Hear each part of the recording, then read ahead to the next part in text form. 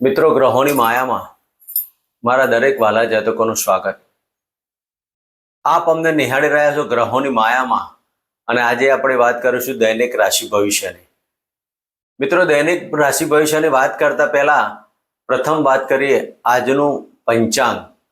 તો 3/12/2025 આજે બુધવારનો દિવસ. મિત્રો, ગણપતિની આરાધના ઉપાસના કરી અને દિવસની શરૂઆત કરાય. વિક્રમ સંવત 2082 ઈસવીસન 2025 માર્ગશીર્ષ માસ શુક્લ પક્ષ ત્રયોદશી તિથિ એટલે કે 13.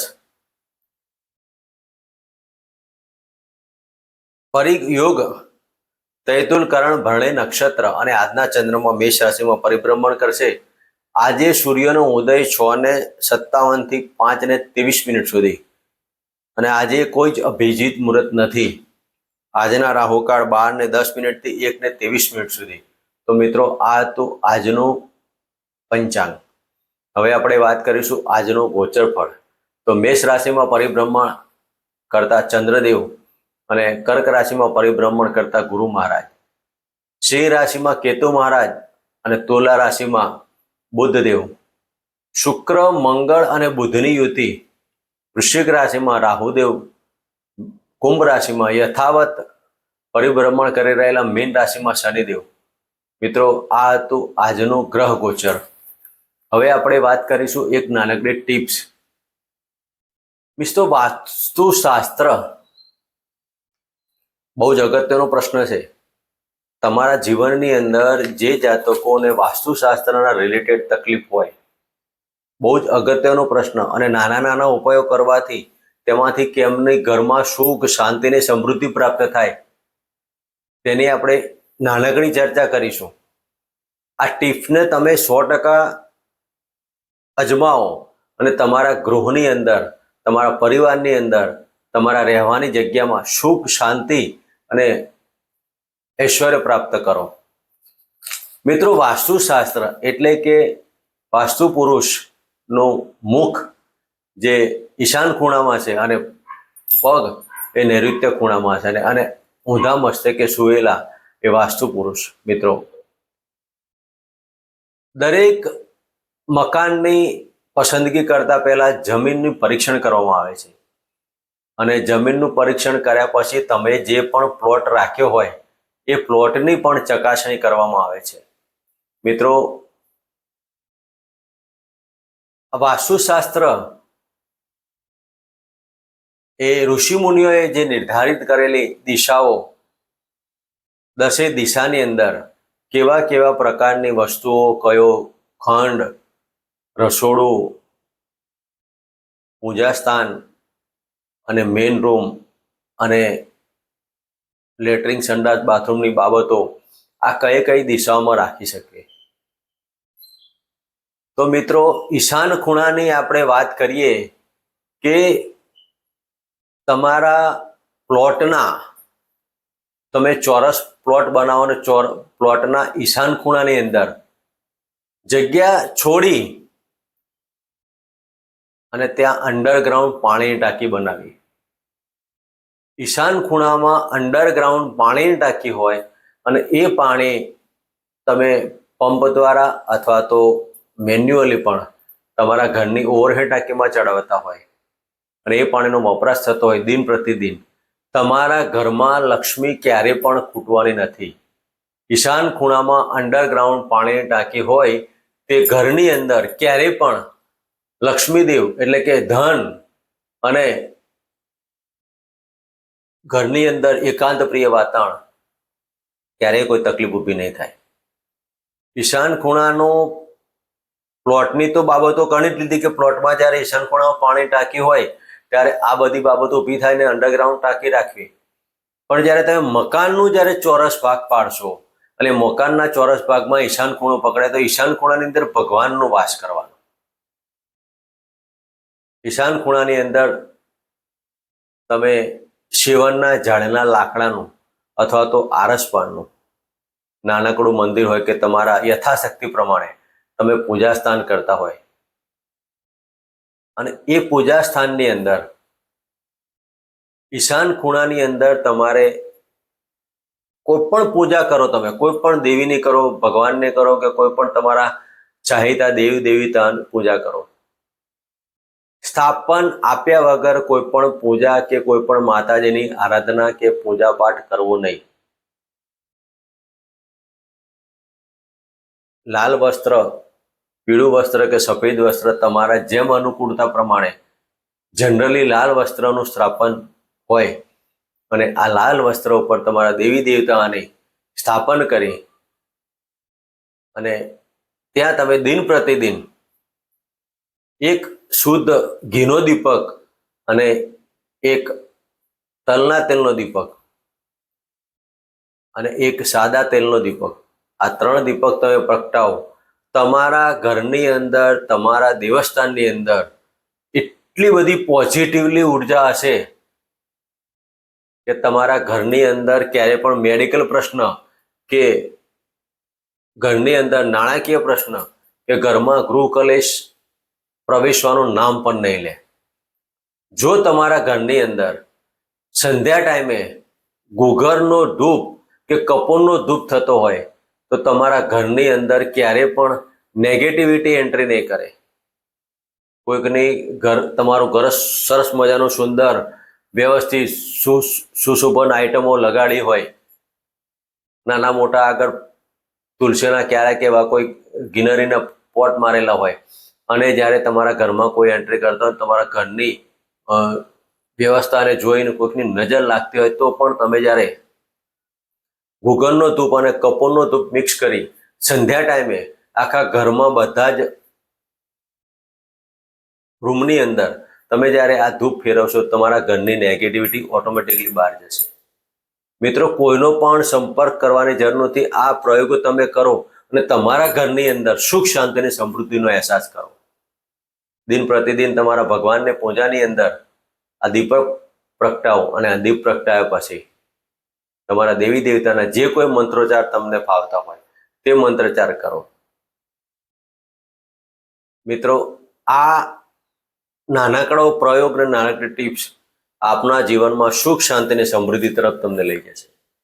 તો વાસ્તુશાસ્ત્ર પ્રમાણે આ અગત્યનો પોઈન્ટ ફરી બીજા કોઈક વિડીયોની અંદર આપણે વિશેષમાં અને વિસ્તૃત આની ચર્ચા કરીશું. મિત્રો, આજે આપણે ટિપ્સની વાત કરી અને આજે આપણે વાત કરીશું હવે દૈનિક રાશિ ભવિષ્યનો સમય થઈ ગયો. તો આજે આપણે વાત કરીશું દૈનિક રાશિ ભવિષ્યમાં પ્રથમ રાશિ મેષ રાશિ. મિત્રો, મેષ રાશિના જાતકોને લગ્નમાંથી પરિભ્રમણ કરતા ચંદ્રદેવ. મિત્રો, આજે મનની અંદર કંઈક તમારી લાગણીઓ તમે ઘેરાયેલી હશે, કોઈકના લાગણીના સંબંધોથી તમે ઘેરાયેલા હશે, કોઈકનો તમારો પર નાનકડો ઉપકાર પણ આજે વિશેષ પ્રમાણમાં તમે તેને યાદ કરી અને આજે તમે તેને કેવી રીતે એનું કાર્ય પૂરું થાય. તમારી સામે આજે કોઈક વ્યક્તિ અપેક્ષા લઈને આવે, પછી એ સંબંધી હોય કે મિત્ર વર્તુળ હોય, કોઈક તમારી પાસે અપેક્ષા લઈને આવે અને એની અપેક્ષા પૂરી થઈ તમારા જીવનમાં આજે મન ઉપર આજે તમારી એકાગ્રતા ખૂબ જ રહેવાની.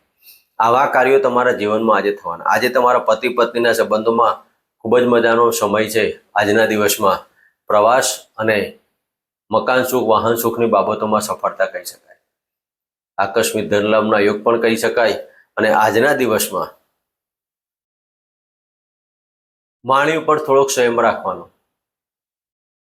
સ્નેહીજનો સાથે આજે ક્યાંક નાનકડો પ્રવાસ પણ થઈ જાય અને આજના દિવસમાં શુભતા પ્રાપ્ત કરવા માટે માત્ર ઓમ ગમ ગણપતિ નમઃ બુધવારનો દિવસ ગણપતિના ઉપાસના કરી દિવસ પસાર કરવા. મિત્રો, વાત કરીશું વૃષભ રાશિની. વૃષભ રાશિના જાતકોને 12મા સ્થાને પરિભ્રમણ કરતા ચંદ્રદેવ.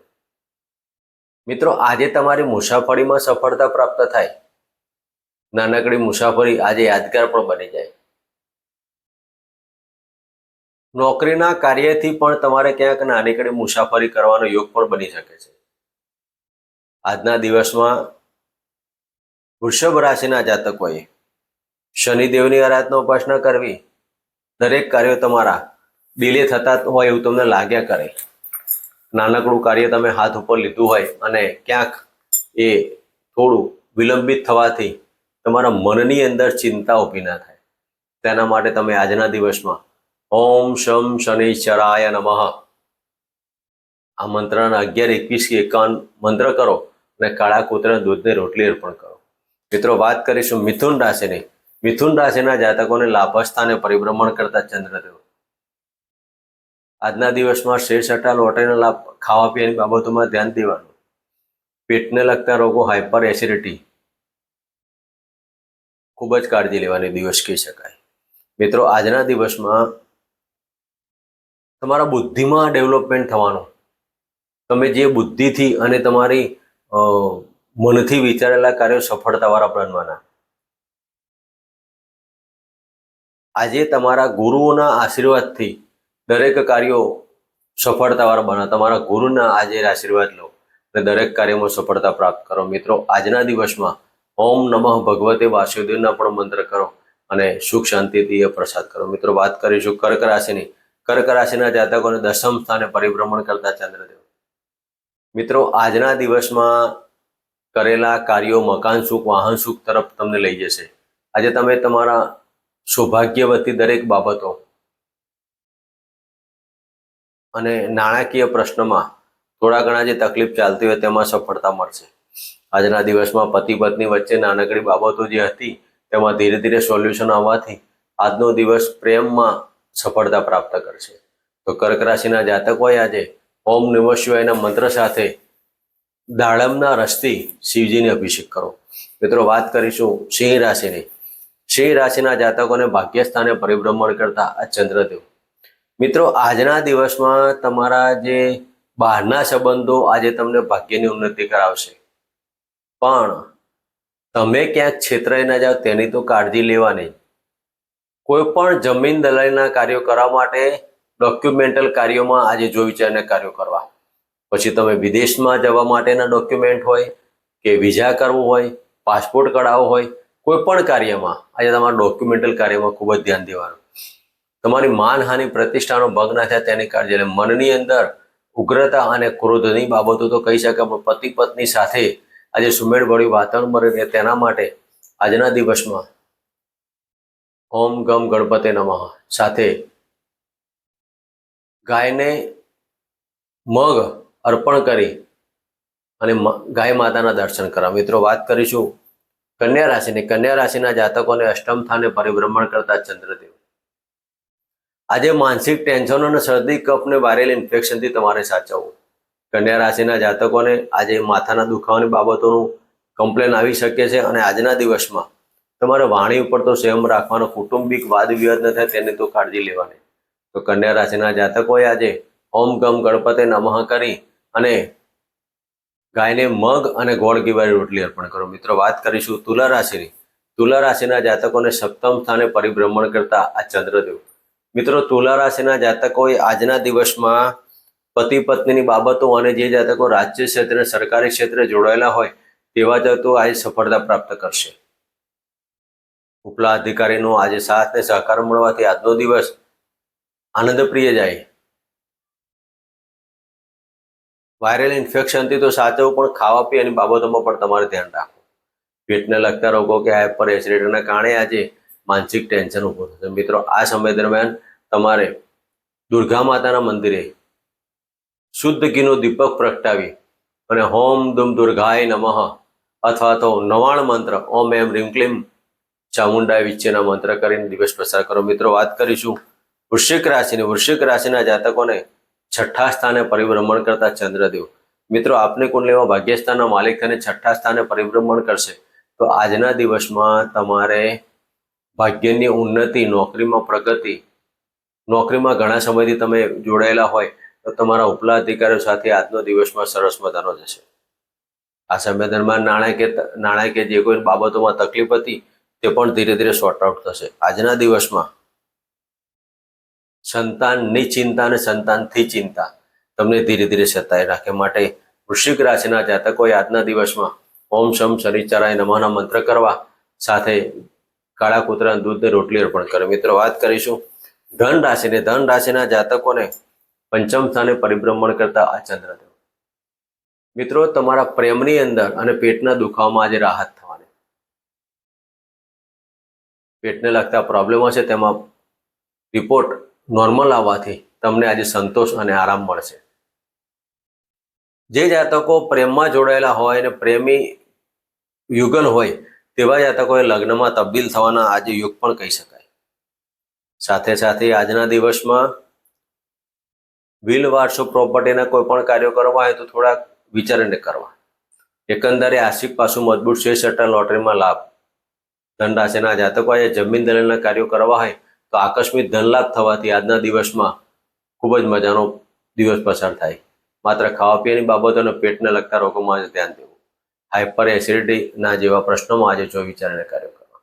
તો ધન રાશિના જાતકોએ આજે ચણા અને મગ કાળા ઘોડાને અર્પણ કરી અને દિવસ પસાર કરો. મિત્રો, વાત કરીશું મકર રાશિની. મકર રાશિના જાતકોને ચતુર્થ સ્થાને પરિભ્રમણ કરતા ચંદ્રદેવ. મિત્રો, આજે તમારી માતાની તબિયતથી તમે ચિંતિત રહેવાના. મકાન સુખ, વાહન સુખમાં આજે સફળતા પ્રાપ્ત થવાની. ઘણા સમયથી તમારી મનની અંદર ઈચ્છા હોય નવું મકાન લેવું, વાહન લેવું, તેવા યુગમાં આજે સફળતા પ્રાપ્ત થાય. તેના માટે તમે આજે મીટિંગ પણ કરી શકો. મીટિંગની અંદર નાણાકીય પ્રશ્નો થોડોક ચિંતાવાળો કહી શકાય, પણ એકંદરે આજના દિવસમાં મકર રાશિના જાતકોએ આ કાર્ય કરી શકાય. તો ઓમ શમ શનિચરાય નમઃનો મંત્ર કરવા અને હનુમાન ચાલીસાના પાઠ કરવા. મિત્રો, વાત કરીશું કુંભ રાશિની. કુંભ રાશિના જાતકોને ત્રીજા સ્થાને પરિભ્રમણ કરતા ચંદ્રદેવ. આજે પ્રવાસમાં માનસિક ચિંતાઓ અને મગજ ઉપર કંટ્રોલ લેવાનું. તમારા સ્નેહીજનો સાથે વાદ વિવાદ નહીં કરવો. આજના દિવસમાં નાના ભાઈ બહેનો સાથે પ્રવાસની બાબતો કહી શકાય. નાના ભાઈ બહેનો પાછળ તમે આજે નાણાંનો વ્યય કરશો અને નાના ભાઈ બહેનો સાથે આજે તમારો દિવસ પસાર થવાનો. તો આજના દિવસમાં સ્નેહીજનો સાથે આજનો દિવસ પસાર કરવો અને ભાગ્યની ઉન્નતિ કહી શકાય. તો કુંભ રાશિના જાતકોએ શિવજીના મંદિરે શિરડીનો રસનો અભિષેક કરી અને ઓમ નમઃ શિવાયના મંત્ર કરવા. મિત્રો, વાત કરીશું મીન રાશિની. મીન રાશિના જાતકોને ધનસ્થાને પરિભ્રમણ કરતા ચંદ્રદેવ. મિત્રો, આજના દિવસમાં વાણી ઉપર ક્રોધ નહીં લાવવો અને વાણીમાં કટાક્ષતા નહીં રાખવાની. અહંકાર જેવું વાતાવરણ ના બની રહે. બધા જ કરેલા કાર્યો ઉપર તમારી વાણીના કારણે પાણી ન ફરી વળે તેની ધ્યાન દેવું. મીન રાશિના જાતકોએ આજના દિવસમાં પેટને લગતા રોગો, વારે ઇન્ફેક્શન, શરદી કફની કમ્પ્લેન હોઈ શકે છે. તો આજના દિવસમાં મીન રાશિના જાતકોએ ઓમ બૃહસ્પતિ નમઃ કરી ઓમ ગમ ગણપતિના મંત્ર કરો. મિત્રો, આજના દિવસમાં ગાયને લીલો ઘાસચારો આપો ને આ દિવસ પસાર કરો. મિત્રો, આ હતું આજનું દૈનિક રાશિ ભવિષ્ય. ફરી મળીશું આ જગ્યાએ, આ ચેનલમાં. જય માતાજી, જય શ્રી કૃષ્ણ.